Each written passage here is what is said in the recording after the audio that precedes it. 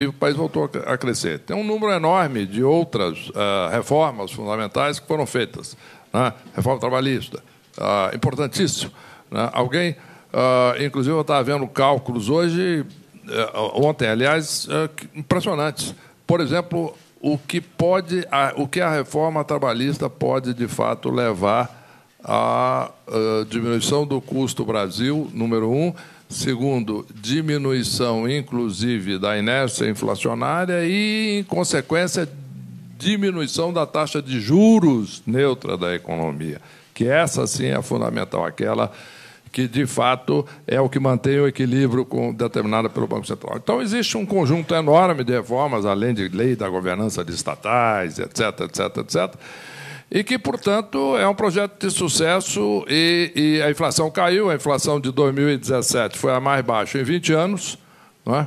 A inflação medida para a cesta de consumo daqueles de menor renda foi a mais baixa da história.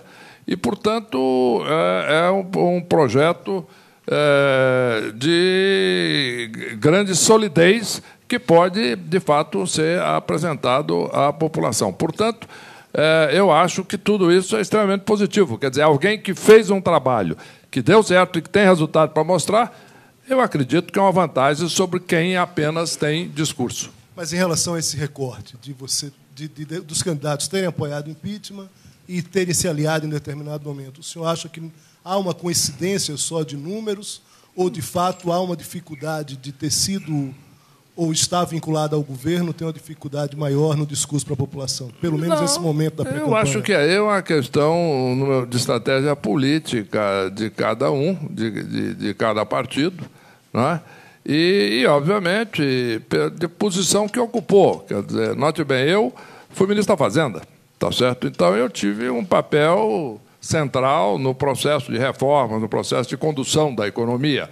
É diferente de alguém que estava fora, etc., e tem outras questões, tem outros focos e outros focos de trabalho. Isso é até absolutamente normal. No final de contas, seria estranho se existisse unanimidade no país. Né? Ainda bem que existem diferentes abordagens, porque senão todos os candidatos seriam iguais. Né? Ainda bem que não. Eu acho que a diferenciação é fundamental. O fato de eu ter um histórico para mostrar uma história de sucesso, né, que eu mostrei agora, uma história de sucesso quando estive no Banco Central, de 2003 a 2010, né, quando o Brasil cresceu, criou emprego, estabilizamos a economia, etc.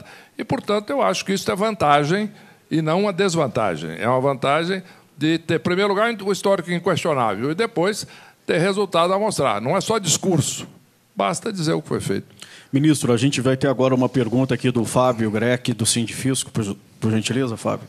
Candidato, o senhor certamente sabe que até 1995 os lucros das empresas distribuídas aos seus sócios e acionistas eram tributados em 15% de imposto de renda. A partir de 1996, essa tributação passou a ser isenta. Somente o Brasil e a Estônia não taxam a distribuição de lucros. Está no radar do senhor? O senhor pretende mexer com isso? Olha, também, como as outras, uma excelente pergunta. O que nós temos que olhar é a tributação total. Isso sim eu vou olhar com muito rigor, acredito que vocês também vão fazer isso. Tá? É a distribuição do lucro em si, a tributação do lucro em si e depois a tributação do que é efetivamente distribuído. Tá? E o importante é o total, isto é, o que se tributa do resultado da empresa. E isto, sim, é aquilo que define o crescimento ou não. Porque, no fundo, em última análise, o que interessa é a distribuição do lucro. É a tributação do lucro. Se o lucro for retido na empresa ou for distribuído, tem um efeito menor aí. Mas o importante é que ele seja tributado. Por exemplo, a preocupação que existe em muitos economistas brasileiros é o contrário. Isto é, até que ponto o fato de, por exemplo, alguns países europeus e os Estados Unidos, agora recentemente, ter baixado o imposto das empresas não poderia levar investimentos para os Estados Unidos em detrimento do Brasil.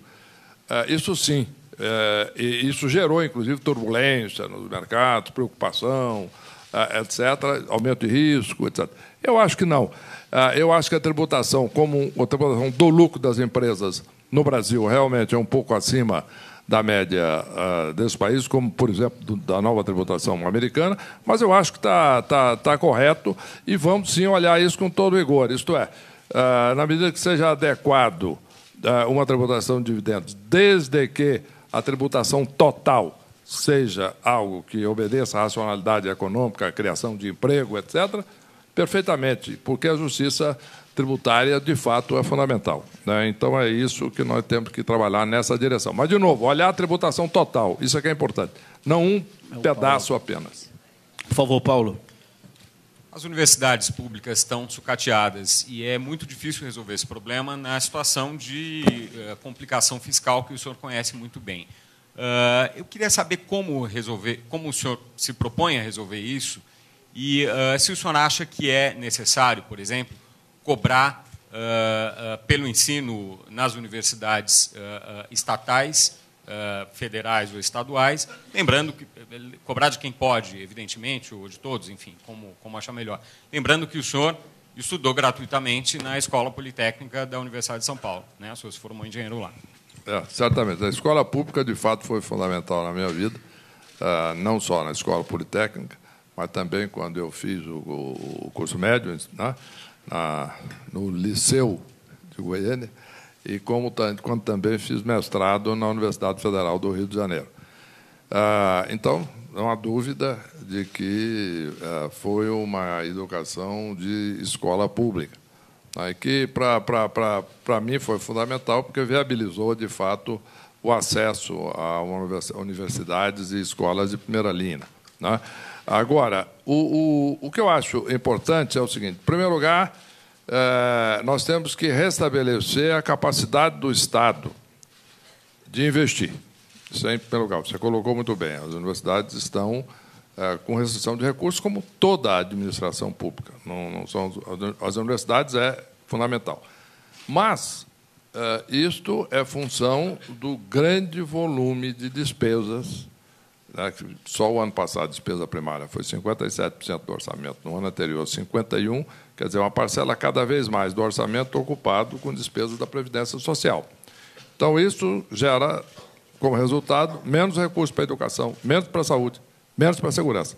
Por quê? Porque cada vez mais uma parcela do orçamento começa a ser usada com despesas obrigatórias, seja da Previdência Social, seja de abono salarial, seja de tudo isso. Portanto, uma coisa fundamental é exatamente endereçar essa questão de despesas obrigatórias para gerar recursos para a União. Segundo, é muito importante se dizer que a questão do Brasil de ensino não é só a universidade.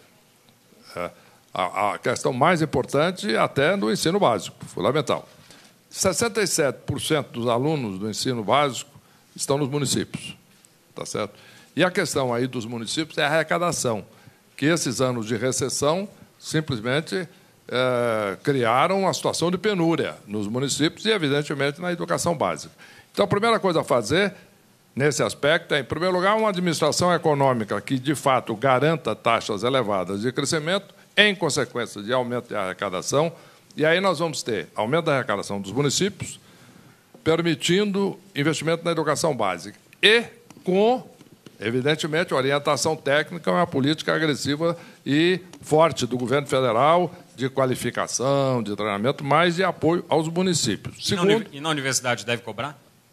Na universidade, o senhor acha que deve cobrar para ter mais recursos? Olha, isso é um debate interessante, porque nós vamos ter aí que teríamos que fazer isso, de fato, de fazer uma seleção muito forte de rendimento, de capacidade de pagamento dos alunos, etc. Porque hoje nós já temos o sistema do FIES, não é?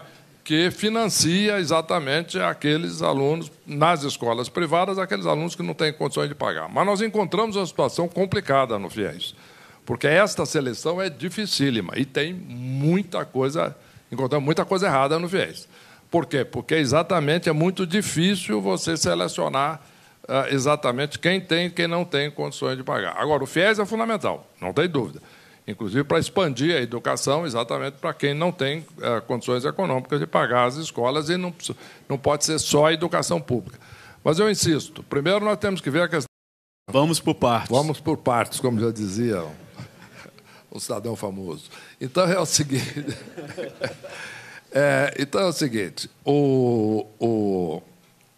em primeiro lugar, eu acredito que a política de preços da Petrobras deve obedecer à estrutura de custo da Petrobras. Isto é, não deve e não pode ser controlada, porque haja vista os efeitos que causaram na Petrobras com o controle de preços do governo anterior. Quase liquidou a Petrobras. Quer dizer, perdeu a capacidade de investir, de produzir e etc.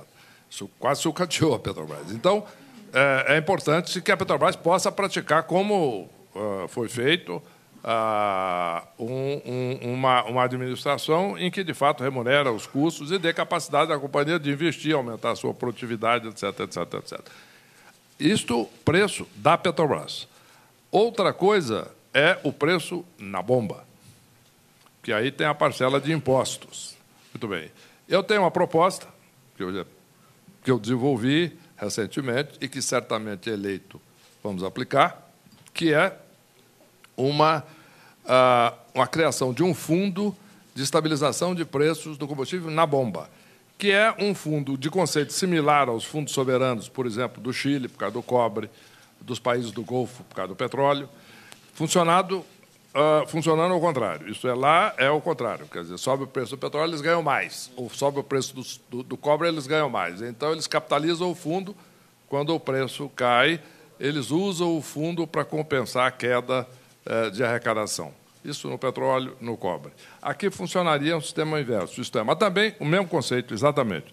Isto é, quando o preço do petróleo cai, e cai, como já disse uma famosa revista inglesa, em outro momento em que o petróleo estava subindo, o preço do petróleo não vai subir até o céu e lá ficar, né? Isso depende, porque aí os países da OPEP, num certo momento, liberam a produção, etc., e vai por aí.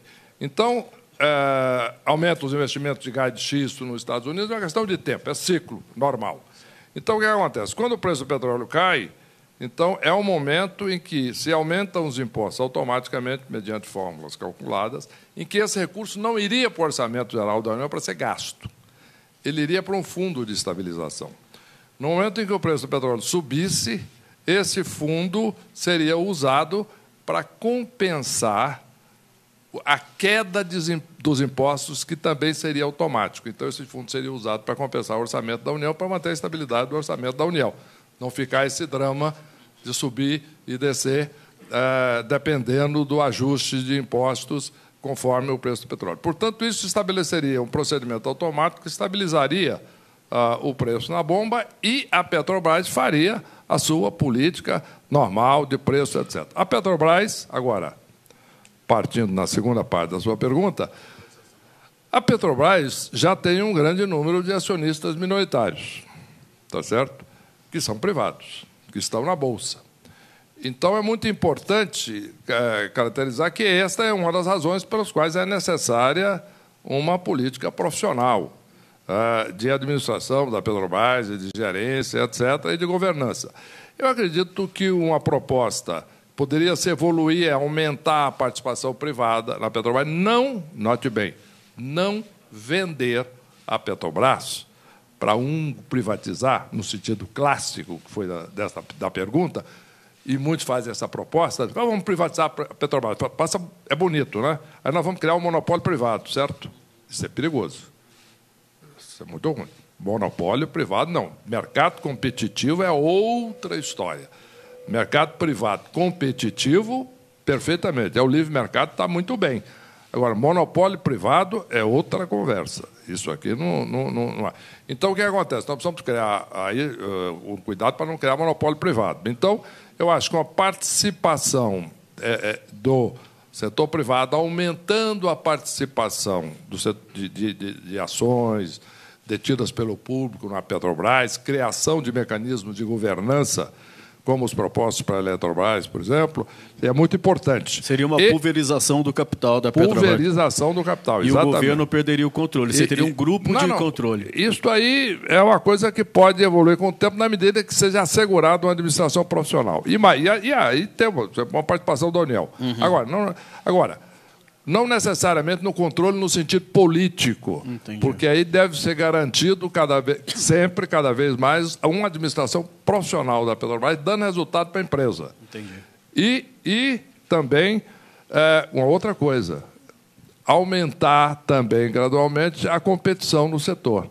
Porque o problema é a prática monopolista, que permite você distorcer preço de um lado ou de outro. Entendi. Tá certo? Então, você aumenta a competição, vai aumentando a participação e você vai fazendo aí sim uma política de profissionalização gradual. Entendi. E só para complementar aqui, privatização dos bancos públicos. Banco do Brasil e Caixa. O senhor é a favor? É favorável?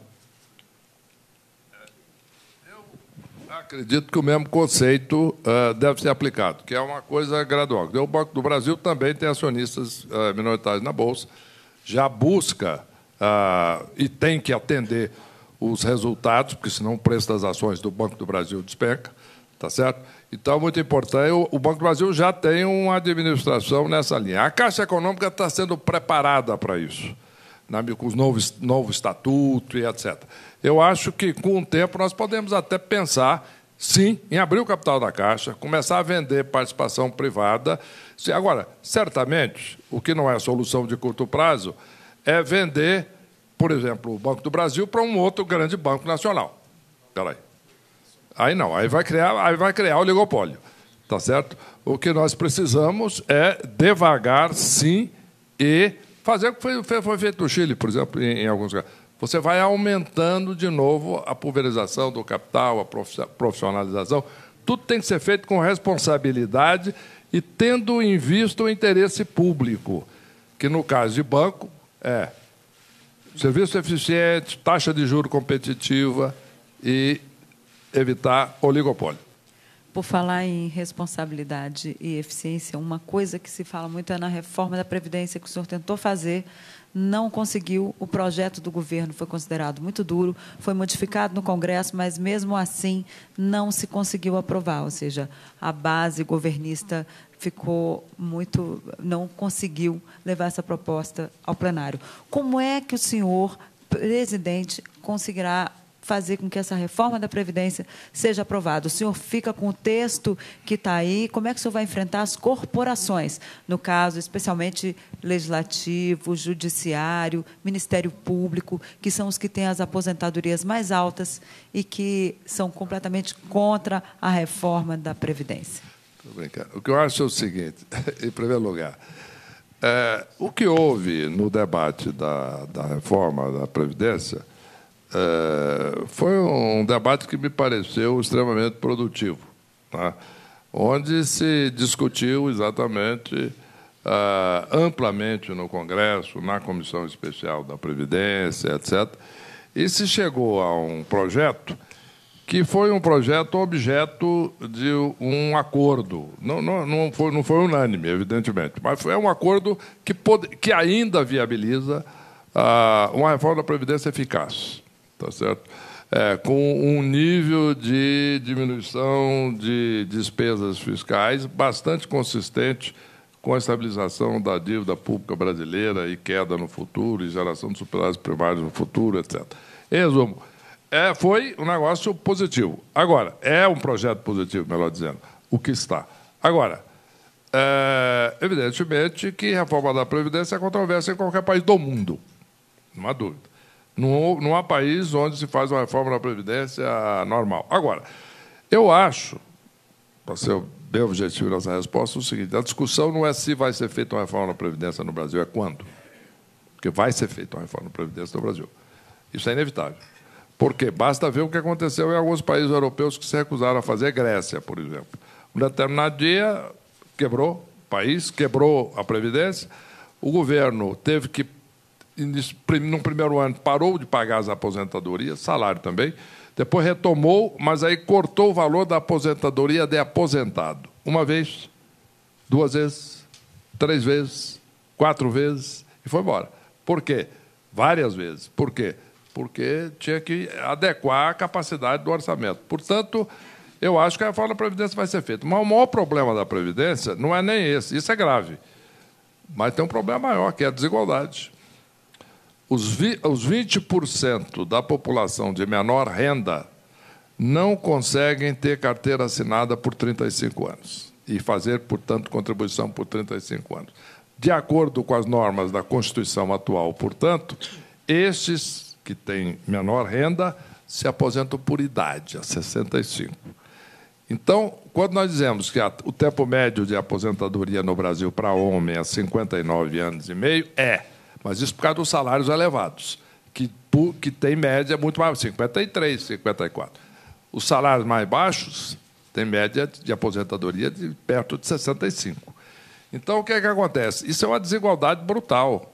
Então, com a reforma da Previdência, estes que têm renda menor, nos primeiros 2 anos após a reforma, passam a se aposentar aos 55.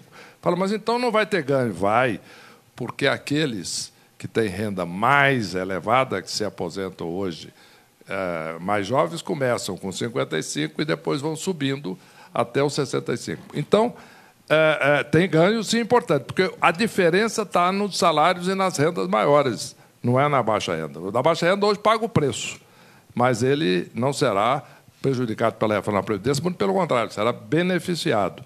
Então, eu acho que a reforma, tudo isso sendo esclarecido, e um governo é normal, um governo eleito pela população forte com este mandato, eu acho que terá condições muito fortes, sim, de aprovar uma reforma eficaz e justa no Congresso. Por favor, Léo. Eu queria voltar, ministro, à questão da greve dos caminhoneiros, porque me parece que é um fato histórico. Assim, acho que por gerações a gente vai se lembrar ali, as pessoas vão se lembrar dessa greve, porque a população ficou refém.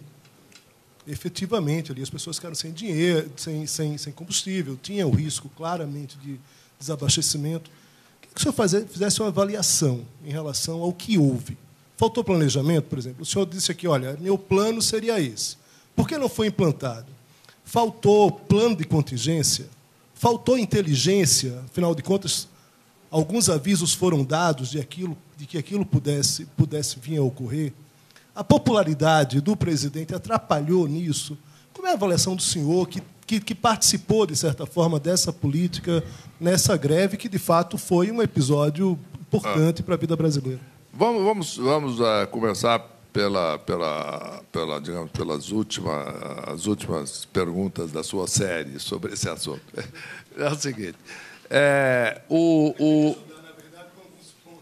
alguns pontos. Tá. Então, é o seguinte, em primeiro lugar, a população está ainda em função da crise econômica gravíssima que o país passou, em função do desemprego, que foi elevadíssimo e ainda está elevado por todo esse fenômeno que eu descrevi, em função de toda a crise política e todo o processo de hoje que existe, de acusações, etc., de julgamento, de tudo isso. Então, a população, em geral, tem já uma sensação que é muito também condicionada pela inflação elevada que nós tivemos. Vou dar um exemplo para você. Eu fui fazer uma palestra na Fundação Getúlio Vargas, no Rio de Janeiro, num prédio. E a Fundação Getúlio Vargas tem um outro prédio do lado. Depois eles marcaram um almoço para mim no outro prédio, e eu desci com o professor Langoni, etc. Nós descemos e fomos e atravessamos o supermercado, que tem no meio ali dos dois prédios. E eu vi lá umas pessoas comprando. Eu perguntei para a senhora que estava lá, etc. Isso foi agora, no final de 17. Não, antes, bem agora. Eu vou chegar na greve. Antes de 17. Eu vou falar da sensação de mal-estar. Aí eu perguntei à senhora, a senhora está vendo os preços aí? Sim, senhor. Eu falei, mas como é que está a inflação? Alta ou baixa? Ela falou, está alta. Eu disse, e vai aumentar? Vai aumentar. Eu disse, mas... Perguntei outra, a mesma coisa, vai aumentar, a inflação está alta. Depois, eu vi quais eram os produtos, pedi para ver depois, os meus técnicos checarem com a cadeia do supermercado, qual era o preço daquele produto hoje, exatamente, e qual é o preço há um ano atrás. O preço, eu tinha perguntado a ela, qual era o preço que a senhora se lembra de um ano atrás? Ela falou, era o preço de 2 anos e meio atrás, 2 anos. O que acontece? Existia, de fato, uma inflação muito elevada, a pessoa ainda se lembra do preço lá. E o preço subiu, a pessoa ainda está com aquela impressão. O desemprego, apesar da criação de 2 milhões de novos empregos, o desemprego ainda é elevado, porque vai gastar tempo. O próximo presidente vai ter que continuar criando emprego, porque, senão, nós não vamos chegar lá. Então, o que acontece? Primeiro, tem esse clima de reação com aumento de preço. Normal, saudável. Então, a população já um pouco... O preço da Petrobras subindo muito frequentemente, porque o preço do petróleo está subindo muito frequentemente. Aí o fundo de estabilização seria fundamental, do preço na bomba. Né? Muito bem. Aí o que acontece? Mas o preço subindo na bomba. Então, existe um certo sentido. Então, os caminhoneiros, nesse quadro, se aproveitaram muito, na realidade, influenciados por 2 outros fatores. Um deles, principalmente, que não tinha tanto a ver com nada disso. O fato de que, pelos programas de financiamento de caminhões do governo anterior, sabe disso, da Dilma, o PSI, lá do BNDES, passou a existir um excesso enorme de oferta de caminhões no Brasil. Nós temos não sei quantos milhares de caminhões acima da nossa demanda. E isso começa a canibalizar, é normal, o preço do frete. Os caminhoneiros já irritados com esse negócio, né? Que não tem nada a ver com o preço que vai. Então, aproveitaram tudo isso e fizeram essa greve, que rapidamente se transformou, não numa greve, mas num lockout. Isto é, um bloqueio de empresas transportadoras, que é ilegal, não pode ter lockout. Está certo que é greve de empresa, isso não pode, mas aconteceu. Então, nós tivemos a sensação da população... Não, pois é, a população, no começo, impressão que eu tenho, você pode me corrigir, porque nós não temos pesquisa sobre isso, mas a impressão que eu tive, conversando, perguntando, conversando com seus colegas, jornalistas do país inteiro, etc., conversando com as pessoas, é que, num primeiro momento, a população, inclusive, ficou simpática aos caminhoneiros. No segundo momento, não, é óbvio. Aí começou a faltar alimento, começou a passar horas na fila, e aí começou a ficar dramático. E aí a população começou... Então, tinha que resolver o problema, como foi resolvido de uma forma ou de outra. Resumo de tudo isso. Eu acho que, em primeiro lugar, eu acho que o Fundo de Estabilização é fundamental. Segundo, a lição de uma categoria profissional que fez lockout, no final começou com a greve, depois virou lockout, é muito séria. E isso, de fato, tem que ser prevenido. E agora, eu acho, é uma coisa que tem que ser tomada atitude de, em última análise, implantar a lei e a ordem. Empresa não pode fazer bloqueio. Trabalhador, sim, fazer greve e tal, direito da Constitucional. Mas empresa, não. Então, é isso que tem que bloquear. E a questão do preço para a população ser resolvido mediante o Fundo de Estabilização. Beleza. Por favor, Fábio, do Sindifisco, vai fazer mais uma pergunta para o senhor ministro. Candidato, vamos voltar à reforma da Previdência? É o seguinte, a proposta de reforma da Previdência do governo do qual o senhor participou até pouco tempo atrás implodiu porque, entre outras coisas, no bojo demonizava os servidores públicos para tentar conquistar a adesão do restante da sociedade. Essa tática, pelo que parece, não funcionou. Na sua proposta de reforma da Previdência, o senhor pretende dar qual tratamento ao funcionalismo público federal? Em primeiro lugar, eu gostaria que eu entendo perfeitamente a posição do servidor público de não ser totalmente favorável à reforma da Previdência. Eu trabalhei muitos anos no Banco Central, eu trabalhei muitos anos, não muitos anos, mas 2 anos na Fazenda, e tenho grandes amigos e colegas servidores. Aliás, meu pai era servidor público durante 36 anos. Então, eu tive também parentes e amigos que são servidores públicos. Então, eu entendo perfeitamente que a pessoa que tem direito de... Eu recebi um e-mail de um servidor recentemente, e ele me mandou... Recentemente não, tem vários meses já, enquanto a reforma estava em discussão, metade do ano passado, e que ele me dizia o seguinte: olha aí, eu comecei a trabalhar cedo, né? Eu fiz um concurso, entrou, etc., com 18 anos de idade, etc., e estou contribuindo, portanto, nesse período todo, etc. Eu sempre fiz planos para me aposentar aos 53. E agora o senhor está querendo que eu me aposente aos 65, coisa que vale. Não é exatamente assim, mas é assim que ele entendeu. E por que o senhor quer me obrigar a trabalhar mais? Né? Eu não gosto de trabalhar, dizia ele. E eu prefiro me aposentar e gozar a vida. Eu respondi a ele perfeitamente, eu entendo. Por mim, você podia se aposentar aos 40.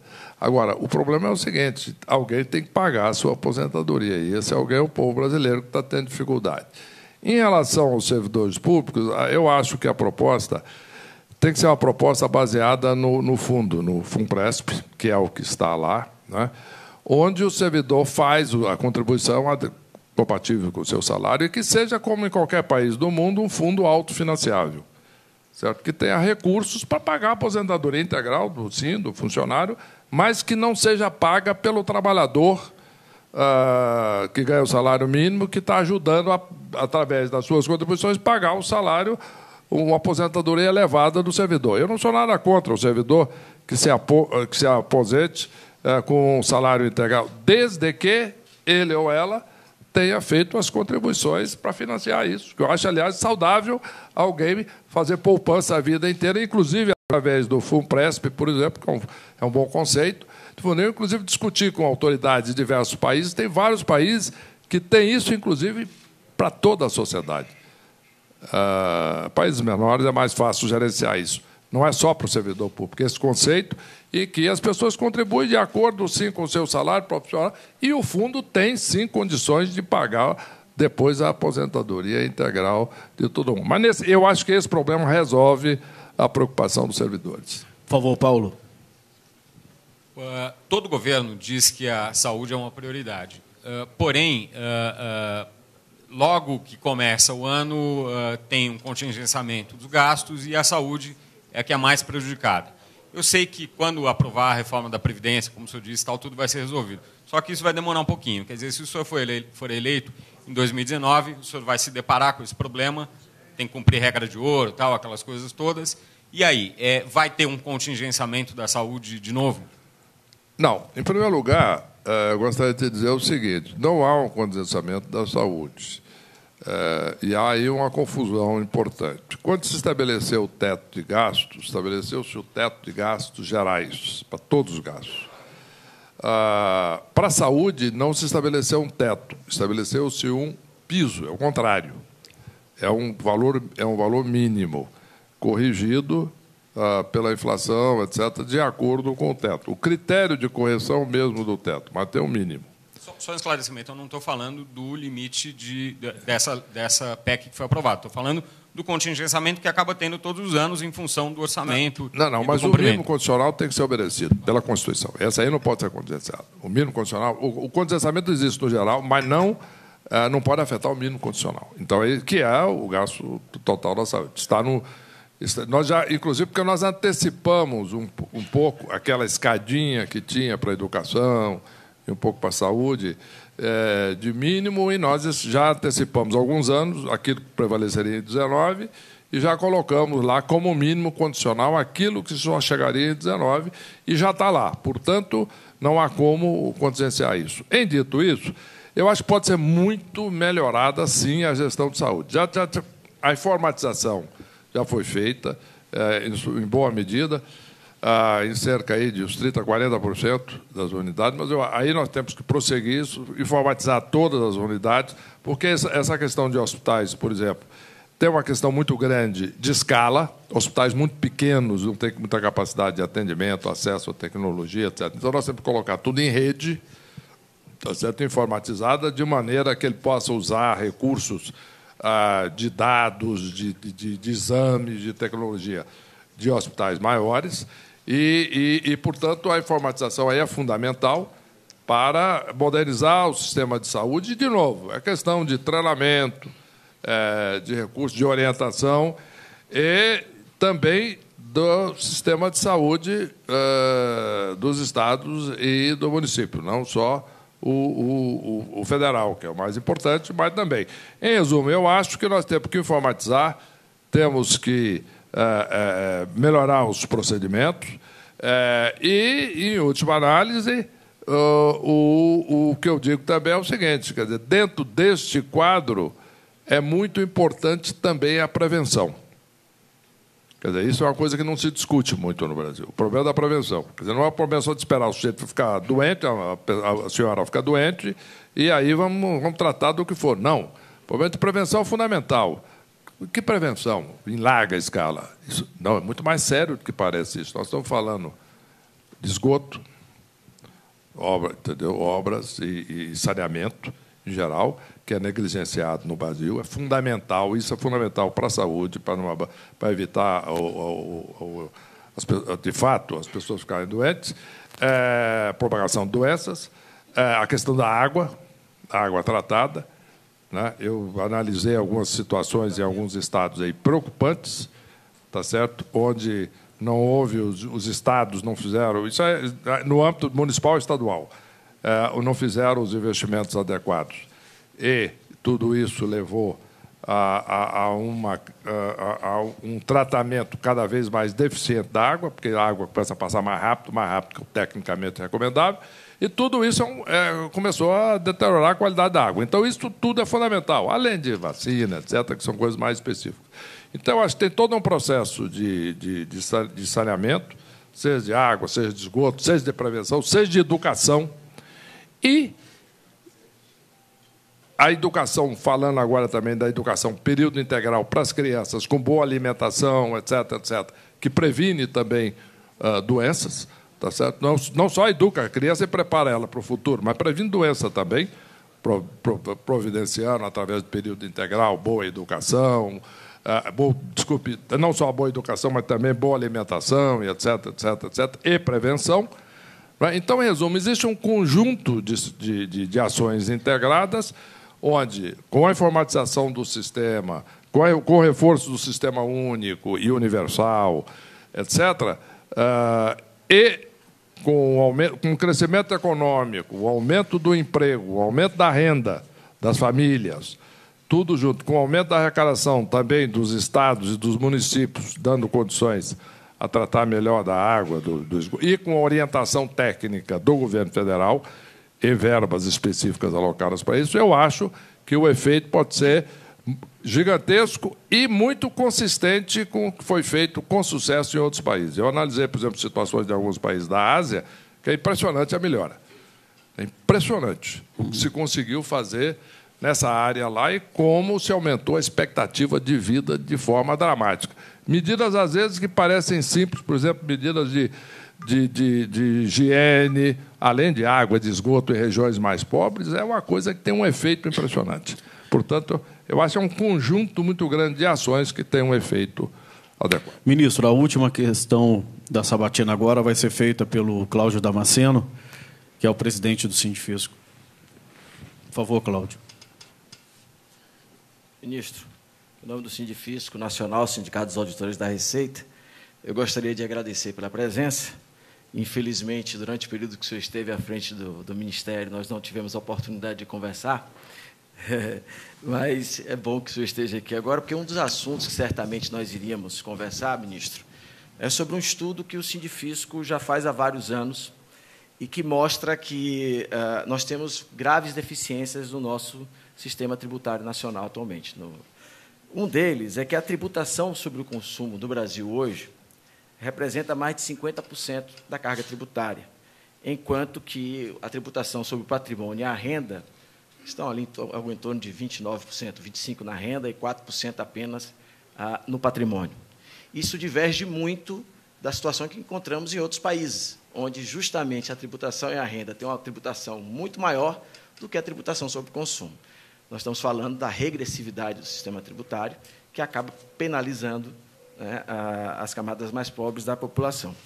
E aí eu pergunto ao senhor que medidas o senhor pretende tomar diante dessa realidade para tornar nosso sistema tributário mais justo e progressivo, porque nós, do Sindifisco Nacional, entendemos que o caminho para a justiça social passa pela justiça fiscal também, então eu gostaria de ouvir o senhor sobre esse tema. Obrigado. Eu concordo que a justiça social passa também pela justiça fiscal. Isso não tem dúvida, tem toda a razão. E que nós temos que caminhar fortemente nessa direção. Não há dúvida também que a tributação de bens e serviços no Brasil é muito elevada. A tributação, os impostos de consumo, etc., em geral, são muito elevados por padrões internacionais. Agora, a questão aí não é meramente, e agora eu vou entrar no que eu acho que é o X da questão, não é meramente a questão de percentual. Esse é o percentual aqui, esse é o percentual aqui. Tá, isso é real. Mas tem uma outra questão. É a carga tributária total. Este é que é o problema fundamental no Brasil. A carga tributária total no Brasil é a maior dos emergentes. Tá certo? É o maior da América Latina, o maior dos emergentes, etc. E é este aí que começam as grandes distorções. Né? Por quê? Porque tem que se tributar qualquer coisa, né, em última análise, para poder arrecadar o que se arrecada no Brasil. Eu até brincava há muitos anos, dizia assim, numa coisa o Brasil aprendeu a fazer, arrecadar. De uma forma ou de outra, arrecada. Tá certo? Agora, tem muita distorção, como você colocou. Então, como é que é possível eliminar essas distorções? Em primeiro lugar, é importante dizer que, apesar da arrecadação tributária bruta brasileira ser a maior dos emergentes, etc., nós tivemos, como já foi mencionado, um déficit fiscal. E aí eu vou voltar à sua primeira pergunta, Vicente, para terminar. Nós tivemos um déficit fiscal o ano passado de 124 bilhões de reais, apesar de toda essa arrecadação. Tá? E tivemos, temos esse ano a meta fiscal de 159 bilhões de reais de déficit. Então, o que acontece? Então, a solução é óbvia. Nós temos que diminuir as despesas, tá certo? Públicas. Diminuindo as despesas públicas, nós começaremos a ter espaço para diminuir as tributações indiretas todas e, eventualmente, podendo, sim, aumentar um pouco as diretas, os impostos sobre renda, etc. Agora, é muito importante que, em primeiro lugar, diminua-se as despesas para que se possa fazer uma reforma tributária racional. Isso é muito importante, porque com esse nível de despesa fica muito complicado. Segundo, é necessário fazer uma reforma tributária com acordo de estados e municípios, porque esse é um outro problema. Porque quando nós falamos de tirar a renda, por exemplo, diminuir ICMS para aumentar o imposto de renda, por exemplo, o imposto de renda é federal, o outro é estadual. Bom, o Estado não passa nada. Não, legítimo, o Estado vai bloquear os representantes dos Estados vão bloquear qualquer coisa no Congresso. Normal, tá certo? Então, nós temos que fazer uma reforma tributária abrangente, mas que permita, de fato, uma diminuição da carga tributária, a partir daí as despesas, portanto, menores, que viabilize isso, e, a partir daí, uma reforma tributária abrangente que possa racionalizar o sistema como um todo e estabelecer, sim, uma maior justiça tributária com essa diminuição dos impostos regressivos. Porque esse é o problema que você apontou fundamental. Os impostos regressivos no Brasil são altos e enormes. Isso são, de fato, percentualmente os maiores do mundo. Isso, sim, nós temos que diminuir. Então, voltando ao seu ponto aí, para terminar, Vicente, eu diria... O senhor tem 2 minutos, inclusive, de considerações finais. Perfeito. Então, vamos lá. Eu queria só dizer sobre isso. Em primeiro lugar, as despesas discricionárias do ano passado do governo federal foram, descontada a inflação, voltaram ao nível aí de 2010 e 2009. Uhum. Portanto, o controle fiscal foi muito bem sucedido. Uhum. E é um sucesso. Agora, onde é que está a questão? É a reforma da Previdência, que isso aí não é um projeto de um ministério. Uhum. Isso é um projeto do país. Sim. E, portanto, para que as despesas totais caiam e possa-se ter superávites primários no Brasil, no futuro, nos próximos anos, tem que se fazer a reforma da Previdência. Ponto. Então, é uma questão constitucional, é uma questão congressual, e etc., e de um debate nacional. Em dito isso, como eu disse, eu acho que a política econômica foi extremamente bem sucedida. Nós tiramos o país da maior recessão da história e o país está crescendo. Cresceu com o final do ano passado sobre o começo do ano mais de 2%, saindo de uma recessão brutal, em que em maio de 2016, quando assumimos, nos 12 meses anteriores, tinha caído quase 5%. Né? Então, brutal. E essa recuperação também foi impressionante. As perspectivas, a trajetória, o ritmo de crescimento para 2018 entrou forte. Agora, evidentemente, incertezas eleitorais, etc., propostas de alguns candidatos geram incerteza. Isso gera a economia, de fato, a ter um certo arrefecimento, que é absolutamente previsível. Eu já tinha notado isso conversando com investidores do mundo inteiro, etc., e mesmo consumidores no Brasil preocupados em comprar um eletrodoméstico para pagar em 36 meses e não sabe o que vai ser lá na frente. Então, ou empresas para investir. Então, isso é normal.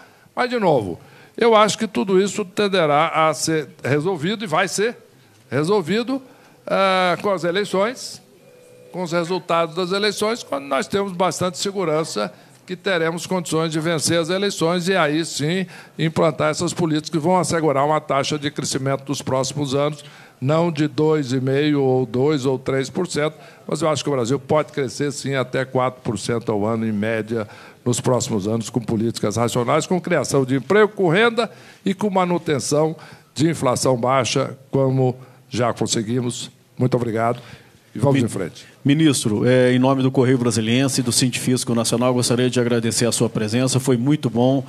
O senhor agregou muito aqui ao debate. Venha sempre que puder aqui. Tá? Muito obrigado.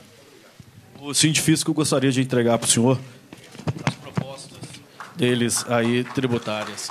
Tá? Cláudio.